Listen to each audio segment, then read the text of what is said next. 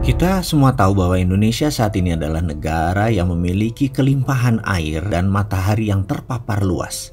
Kebetulan salah satu syarat untuk tumbuhnya tanaman kelapa sawit yang baik adalah memerlukan dua hal itu, banyaknya air dan paparan matahari.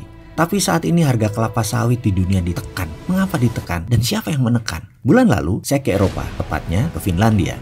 Di saat santai, saya menyempatkan datang ke sebuah sekolah dasar untuk mengetahui kok bisa ya Finland, negara yang edukasinya terbaik di dunia itu, membuat anak senang dan jadi kreatif. Benar, Finlandia adalah salah satu negara yang penduduknya paling bahagia di dunia. Itu semua karena sistem edukasi yang luar biasa. Salah satunya yaitu tidak ada PR. PR itu bukan saja membuat anak stres, tapi orang tua bisa stres gara-gara PR anak. Saya diperbolehkan masuk melihat sesi kelas. Setelah saya memperkenalkan diri, akan minat saya untuk mengobservasi kepada penjaga sekolah yang kemudian saya diantar ke kepala sekolah dan kemudian masuklah saya di ujung ruangan di sesi anak kelas 3. Hari itu pelajarannya adalah dalam tanda petik bahayanya kelapa sawit. Saya tergelak dalam hati. Walaupun Finland negara paling baik sistemnya, namun cara mendoktrin anak bahaya kelapa sawit, palm oil membuat saya manyun. Saya hanya mantuk-mantuk. Benar bagus cara belajar mengajarnya, tetapi mendoktrin anak bahayanya kelapa sawit adalah misleading. Itu menurut saya. Pikiran saya pun melayang jauh dan meluas. Sejak Indonesia miring ke Cina di banyak kebijakan, terutama kebijakan ekonomi, maka cara menekan Indonesia adalah dengan menekan kelapa sawit. Kita tahu hegemoni minyak pangan dunia adalah olive oil, corn oil, dan sunflower oil, bunga matahari. Jadi minyak jagung, minyak bunga matahari itu adalah yang menguasai minyak pangan dunia.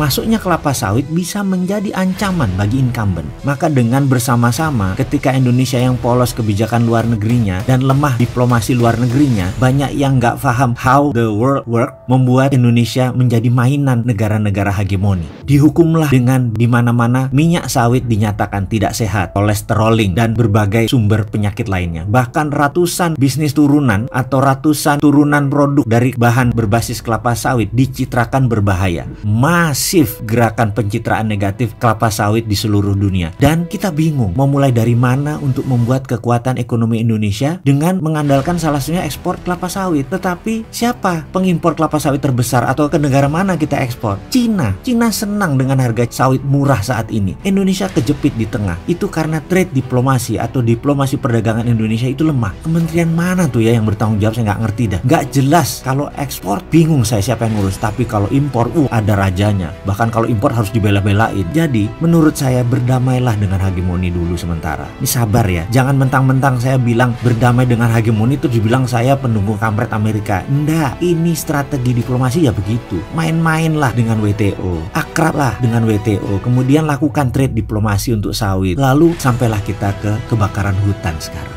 Hutan tanaman industri itu ya kelapa sawit, di mana Indonesia sengaja dicitrakan sawit itu merusak dunia. Jadi dibakarlah. Bagi saya sekali lagi, kebakaran hutan kali ini yang sangat masif merupakan pencitraan buruk atas kelapa sawit. Ini adalah sabotase dan ini terjadi karena lemahnya kita bernegara.